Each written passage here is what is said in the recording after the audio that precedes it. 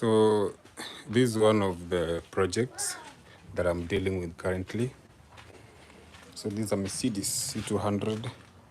Don't know if it can be seen well. Yeah, so this is my first ever Mercedes to deal with. So from what we can see from the car is, you'll notice one thing. I have managed to fix the dashboard, the complete dashboard, and the complete dashboard and the driver's side airbags. So let me just let me wipe my camera a bit. Yeah, so I think it's now. Yeah, so there you go. Looks nice. So this is my small place where I take my projects, working on them. So anyone who has anything to say, you can just comment as we proceed. It is just an impromptu kind of live, my first live. So here's the thing. So what drives me taking these, let me say, these projects? For instance, this has been the longest running project, touching almost 1.5 years fixing this.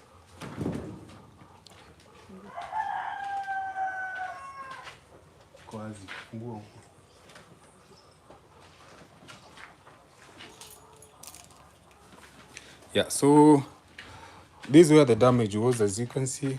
Yeah, this is where the damage was. So this is a Mercedes C200. Yes, this is, I don't want to show the number plates. This is Mercedes C200. Yeah, so from the inside, not that bad damage from the inside. Yeah, I don't know if it's clear enough that you can see. Yeah, so there we go. There we go. So from my previous videos, you'll notice that our dashboard had exploded. So these are new fix of this dashboard that I've just done. So apart from these, I do have other cars that I'm dealing, that I'm fixing too. Let me bring to your attention. So these are Mark II, this Golf MK2. So I'm looking at changing this engine, making it an MK4 or was an electric car. So another thing is, so you notice one thing, I have tons and tons of engines. So these are Golf 3.2 engine. Yeah, so that I'm looking to change. These are petrol engine, but I would want to change from petrol to diesel. Another one here. So these are Golf. These are Golf MK4. Golf MK4. So I'm converting this car into a GTI the same way as what I'm having. Yeah, the one that I'm driving, my daily driver. So this is how it looks. So the thing is, I bought this car from, yeah, so let me show you the inside. So here is the inside of the car. Yeah, this is the inside of the car, but I'm looking at transforming it. So another project that I'm dealing with. So here we have a Touareg. So for this Touareg, I'm looking at converting the engine from, it was initially a diesel 2.5, zero diesel. So there you go. So there we have another project that I'm having. This Suzuki, we won't show the number. This Suzuki, yeah, I'm looking at fixing the gearbox. It has an issue with the gearbox. So another one is the Golf MK4 variant.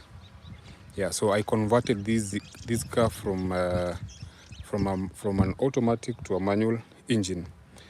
Another one, this Golf MK4.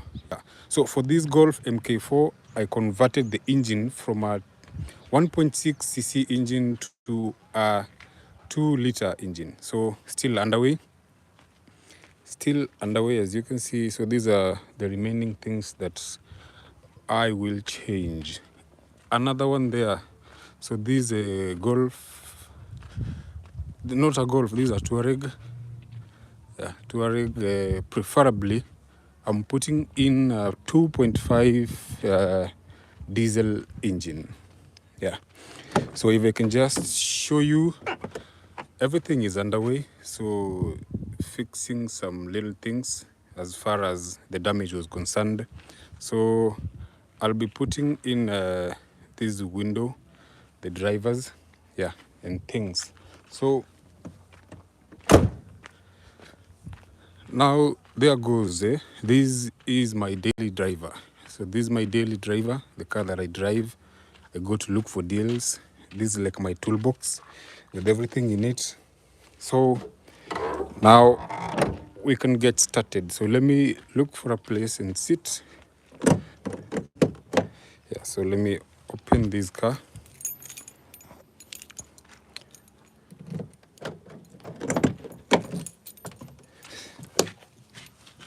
Okay, so here's the thing. I don't know if I'll get an orientation.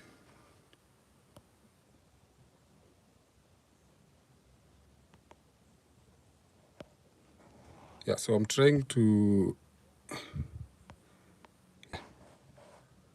orientation is locked. I'm trying to get hold of this screen in a way that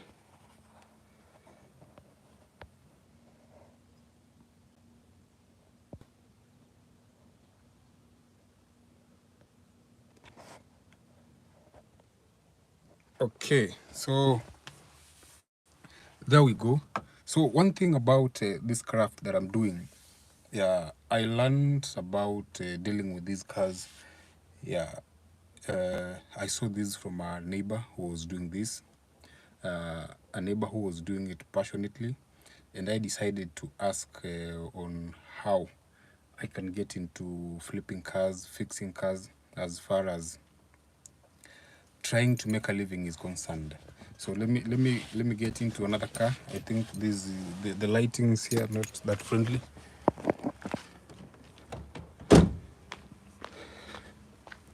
Yeah, so let me get into a Mercedes and maybe talk more about this craft. Or perhaps let me get into my small garden, my little garden. So here we are. I hope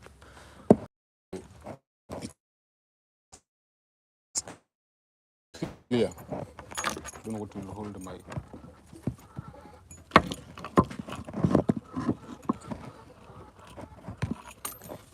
So this craft that I'm doing, the salvage business thing, this is something that is new. Something. Let me wipe my camera a little bit.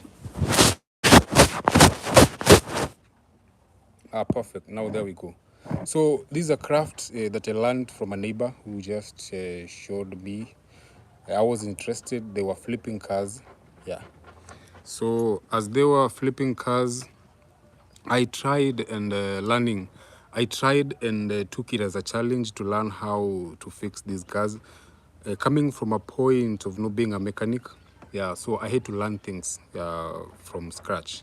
So there is a question here: what is the average price of a salvaged vehicle? So maybe let me answer in this context. I have. So maybe we're talking of a car that you'd want to go and pick either from the yard or from the yard or a garage, a car that has stalled. So an average price for that would be driven by the type of car, make, model, the year of manufacture, Yeah, and how advanced it is. So like basically, if you just want to start fixing cars at a budget, I would look at something to do from 300,000 Kenyan shillings upwards. So you'll find something that you can flip around and have a fix on that. Yeah, I hope I've answered you, I have. So another thing is when you get to deal with these cars or flipping these cars around, it comes with some experience with it. So as you keep on dealing with these cars day in, day out, there is a skill that you're trying to perfect as far as fixing cars is concerned. Coming from a point of I don't have any mechanical background, so I took it as a challenge, going to YouTube, trying to find how to fix cars, how to diagnose problems, and trying as much as possible to have the right tools when fixing cars. So what made me fix these cars, or what made me grow as far as fixing cars is concerned, I chose to deal with one car. That is what I did. I chose to deal with one brand of cars, and that was the VWs. Why did I choose Volkswagens? I think my mentor, a person who showed me this craft, was into the VWs. So I took that as a perfect fix for me. So as far as things went by, I chose dealing in the VWs. Yeah. So another thing else a person might ask, so when it comes to maybe buying a salvage car, what drives the price, or what drives you into choosing that particular model or car? So for example, I'll show an example of so this is my store. As you can see, tons and tons of wheels. So this speaks to the number of years I've been dealing with these cars, spares and stuff. So like for example, let me head to this car and show you how to choose a nice project if you'd want to deal with a car or a salvage car. So first off, you'll be driven by the suspension. If you'd want to look for a nice project car or anything to do with a salvage that you'd want to take and fix, first off, you'll be driven by the suspension. When I talk of the suspension, is the tires and where the tires touch down and everything about so let me try and disassemble these. You'll be driven by the tires. So there we go. So let me take this bumper out and have a sketch of a car. So before choosing that salvage or project car, let you be driven by little things. For example, you will have to check if that car, if the accident has greatly damaged. So this is the wing, where the wing lies, and this is the frame. So, and we have these chassis will be your great guide. So why am I talking about these chassis? So these chassis, these are a metal bar. I don't know if you can see here. These are metal bar that is running from one point until the back of the car. So these will greatly interfere or drive the price that you'll use to fix any salvage or any car. So like for example, if you'd want to see the extent of damage from this car, if you want to see the extent of damage from this car, I'll just show this chassis. I just look at the chassis, and this will drive my spending on this car. So if the chassis is bent or badly hit, so I'm referring to an accident car, if it is bent or badly hit, so this will drive your maintenance and repair cost up, because strengthening the chassis is something that takes a lot. So if you put that into consideration, then it will be better. Another thing to consider is the suspension, where the rubber meets the tire, where the rubber meets the road. So the suspension, as you can see, this is the shock, the springs. You will even go far behind. So this is now the back. You'll be driven by the suspension too. How damaged is the suspension? Are the shocks there? Are the springs there? Like for example, from this build that we're having, there is this spring.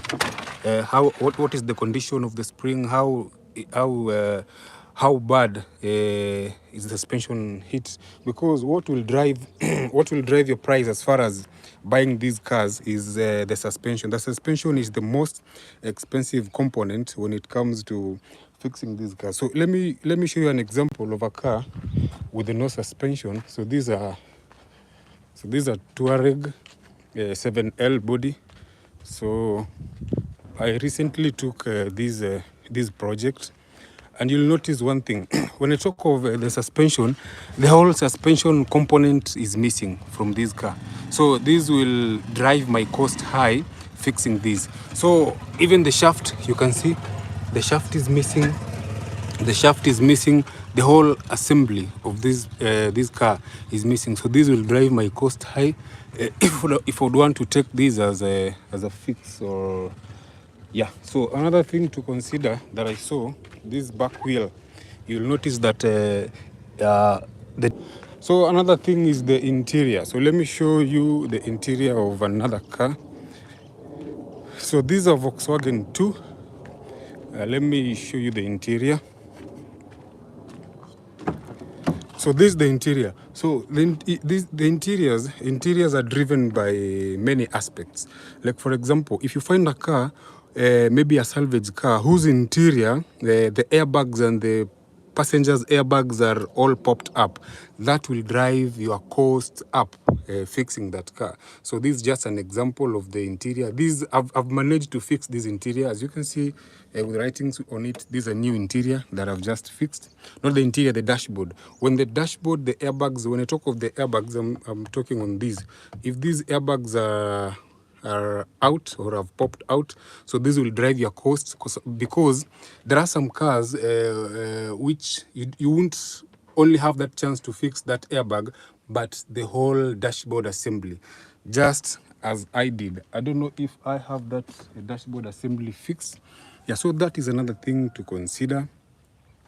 Another thing altogether, the body. Yeah. So when I talk of the body, the exterior of the car, pay much attention. There are some points, or there are some places when the body is badly hit, it is a little bit hard to make it come back to how it was. So that is something that should drive you.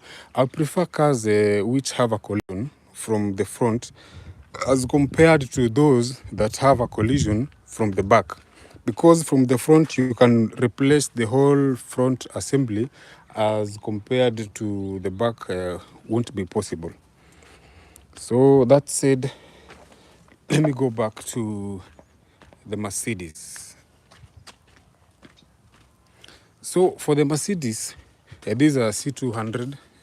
Yeah, so one thing about this car, one thing that drove our attention to buying or acquiring this car, this was driven by the fact that it needed this front assembly. Yeah, so this front assembly, we managed to fix this is the half cut, the nose cut. We managed to fix the nose cut plus the dashboard. But if you can look at the body is still in a nice and pristine condition as compared to if this car had rolled. So those are some of the things that drive the price, maybe of these salvage units, to even go up or go low, or even lower. So those are some of the pointers to keep checking as far as going. So after having all those checks in place, the other thing would be, is salvage car an ordeal? If you're going to take these cars, do they make sense as compared to just walking into a showroom and spotting a car and even taking it? So my question would be, My answer would be, if you'd want to build a car that maybe you'll feel 100% ownership of that car, then I would prefer you take up a project and build it slowly. So building a project slowly will come with building a project slowly will come with that attachment of you with that car, and everything that comes with that car. And you'll feel ownership of that car because you'll have done all the spot checks when it comes to suspension and everything. So at what? So there's a question here. At what cost did you acquire these Mercedes averagely? That is will be a little bit hard to answer this. Yeah, there is a Mercedes retailing at 1.5 m. The same Mercedes 1.5 million Kenyan shillings, but the thing is, it has a frontal is it a frontal impact or damage? Yeah. So I've been sharing that on my socials. If anyone would be interested to take that as a take that as a project, then that would be better. So the cost will vary as far as how the damage is concerned. So that is what will drive the cost either to go up or to go low. Like for instance, I bought these fairly as compared to the market rate right now, and having to fix these to this point, where now I'm almost looking at even driving this, so it will be a bit won't be that expensive as compared to buying a conditioned or showroom car. So to bring us to speed, the airbag is intact. So this driver's airbag, just fixing it.